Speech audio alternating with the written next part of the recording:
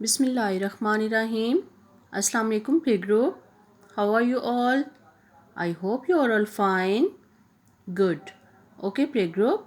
In general knowledge, our topic is fruits. On page number 31, and we will learn today question number 3. Name the fruit which keeps the doctor away.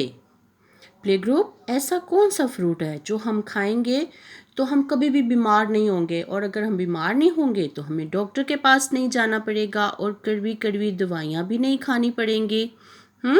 ऐसा कौन सा fruit है? ऐसा fruit है Apple. ऐसे fruit का नाम क्या है? एप्पल। एप्पल ऐसा फ्रूट है जो हम खाएंगे तो उससे हमारी सेहत अच्छी रहेगी और हम फ्रेश रहेंगे और हम कभी भी बीमार नहीं होंगे और ना हमें डॉक्टर के पास जाना पड़ेगा। Okay play group, name the fruit which keeps the doctor away and answer is Apple. Okay, Apple. Very good. Okay play group, learn this question today और आगे बढ़ते जाओ, पढ़ना है, रुकना नहीं। Take care. अल्लाह हाफिज़।